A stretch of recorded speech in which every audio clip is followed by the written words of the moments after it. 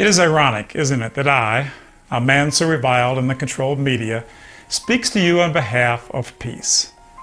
I hope I'm not the only one to speak out forcefully against this horrific Zionist-instigated war in Iran, but there are so few of us that are.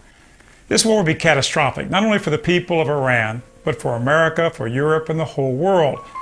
In pursuit of a war with Iran, the Zionist-dominated U.S. globalist media and many Zionist-influenced governments are now busy demonizing Syria, and they are literally supporting the terrorists who want to create a horrific civil war in that country.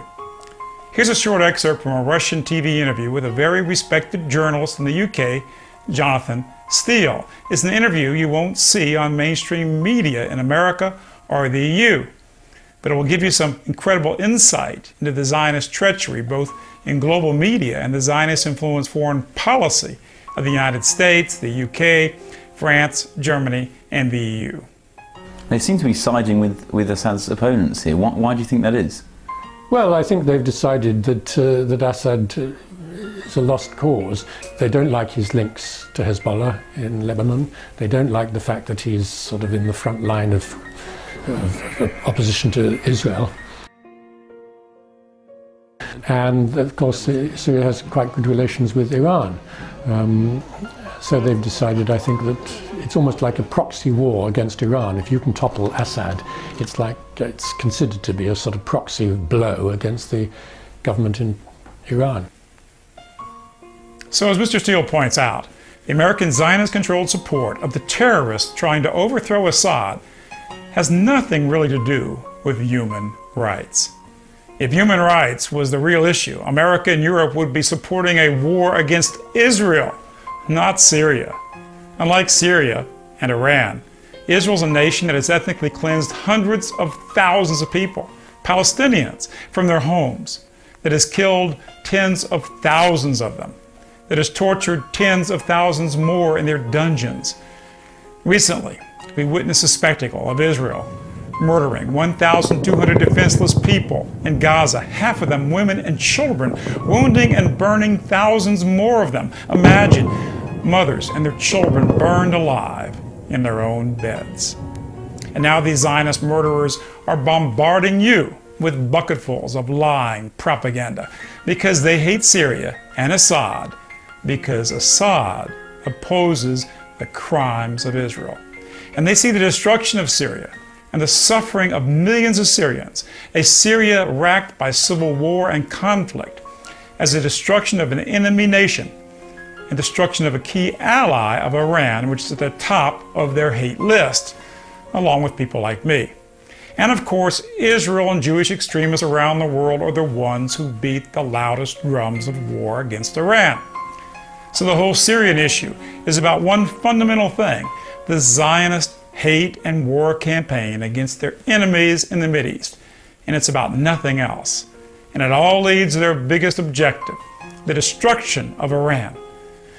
Because of Zionist infiltration and power in our governments, their incredible level of ownership and infiltration of media, and their incredible financial power over the economy of America and Europe through their control of the Federal Reserve Bank, the IMF, and the World Bank, and a bunch of international robber banks like Goldman Sachs, they can manipulate us to fight their bloody wars, to carry out the evil agenda of the Zionists. Now, you might be one of the unawakened who don't even know that the Zionist masters of the Federal Reserve, such as Alan Greenspan, the former head, and Ben Shalom Bernanke, the current head, lead a private organization that prints our money and sets monetary policy and doesn't even have to do what the President of the United States says, or even what the Congress says. Watch this video of Greenspan showing his unbridled power. What should be the proper relationship between a chairman of the Fed and a president of the United States? Well, first of all, the Federal Reserve is an independent agency, and that means basically that there is no other agency of government which can overrule actions that we take. So long as that is in place and there is no evidence that the administration or the Congress or anybody else is requesting that we do things other than what we think is the appropriate thing, then what the relationships are don't frankly matter. As Baron Rothschild stated in 1790, "Let us issue and control a nation's money, and I care not who writes the laws." Now, this Zionist agenda has led to well over 1 million women and children dying in Iraq and Afghanistan in wars based on lies, wars for Israel, as well as the maiming and killing of hundreds of thousands of our own brave young men and women. All for what? Lies, lies, and more lies. And America is only more hated and more in danger from these wars, not safer. And America is going broke to finance these Zionist wars, fought for Israel, not for America, and surely not for Europe. These wars are not about oil. They're not about American imperialism. They're not about any true interest of the American people. They're actually damaging to America, to Europe, and to the world. They are for Israel and the agenda of international Zionism, and that's the only thing they're about. If you care at all about human rights, listen closely to the next excerpt from this very brave UK journalist. What's the worst case scenario should Syria completely collapse into civil war? Well, the worst case scenario is massive ethnic cleansing. Christians, who are about at least 10% of the population, possibly more, in Syria, are very worried. They probably, most of them, as what one understands, prefer the Assad regime, which has been very tolerant to Christianity, no problem with any kind of religious discrimination. They're more worried about the Muslim Brotherhood, who are the main force in the opposition, the armed opposition to Assad, than they are about the Assad regime. So Christians could suffer greatly. Look what's happened to Iraqi Christians. Most of them have had to flee. And I think that's partly why there are these big demonstrations in support of Assad. In America, Christians are so brainwashed, I guess they don't even care about the suffering of their fellow Christians anymore. Only about Israel. So now the Zionists, they're busily trying to support a bloody civil war in Syria, which would lead to the horrific loss of tens of thousands of innocent men, women, and children, and the probable installment of a radical Muslim Brotherhood dictatorship. So, the question is, why would the American, French, UK, and EU governments and media support the installation of a radical Muslim Brotherhood regime in Syria? The government and media tell us every day that we've got to fight against radical Muslims. There's only one answer, of course: divide and conquer. It's the same policy that former Israeli Premier Moshe Sharett wrote about in his diaries, where he details how Israel committed covert terrorist attacks against both Christians and Muslims in Lebanon. This so they would blame each other and spark civil war and destroy the country and make it easy for Israel to invade and steal the land and water of both Christians and Muslims in Lebanon. And they killed over 40,000 in those two wars. And they're doing the same thing in Syria. They don't care how radical and how terrorist a war-torn regime and nation is, as long as there's no real state power and unity that can stand up to Israel. And besides, they love every desperate Arab act of terror in the West, whether car bombers, shoe bombers, underwear bombers, train bombers, or 9/11. Because these horrific acts can be manipulated to support their Zionist wars. Listen to Steele's words. You'll see the whole war on terrorism is nothing but a big lie. Right now, Zionists control America supporting terrorism in Syria. In fact, terrorism by the Muslim Brotherhood there. You can be absolutely sure that America is supplying weapons and explosives to the extremists trying to destabilize Syria. Right now, American servants of Zionism are supporting terrorist actions inside the borders of Iran. Listen again, as Steele points out, who many of the real victims in a war against Syria will be: the millions of Christians in Syria.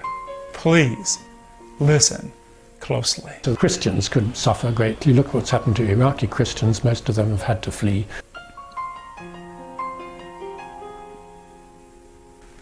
They know the radical Muslim Brotherhood, which has extreme anti-Christian elements within it, are the main agents of terrorism and violence against the Assad government. The media never tells you that Christians have flourished and were protected under even Saddam Hussein. But our insane wars have led to ethnic cleansing of Christians in Iraq with the fall of his government. Now millions of Christian Syrians face the same kind of horrific danger. Assad is a proven friend of Christians, but he's being attacked because he opposes the evils of Israel. I have visited with both the Christian and Muslim leader in Syria, and I can tell you they support Assad. And the Christian minority are terribly afraid right now that if the government falls, that their families will be in danger. What traitors we have in our government and media and international banking houses to support Zionist evil against our fellow Christians. Finally, Russian TV asked a question that American and UK media would never dare ask. What have countries like the UK, France, America got to gain with Syria here? There's no oil well, or is it the Iran question? It's the anti-Iranian thing and the feeling that Assad is unreliable on the Israeli question. The answer, of course, is we gain nothing. In fact, we and our interests are incredibly harmed. We get a war with Iran, which will be catastrophic for us and the world. And every Christian nation should have natural concern for the horrific harm we would do to our fellow Christians in Syria. Why do Western governments pursue this insane policy? Assad is, quote, unreliable on the Jewish question. You see, our media and finances have been hijacked by the Zionists. Nothing matters but the interests of Jewish supremacist Israel and the interests of international Zionist globalism.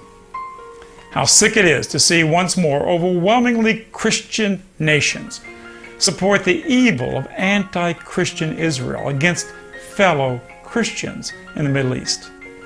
They are already leading the fight to destroy our Christian values at home in America and Europe with their control of the news and entertainment media in the West. Hollywood is a cesspool of degeneracy and violence and inhumanity. Organized Jewish groups in America have been the leaders of the war on Christmas and the destruction of our Christmas traditions.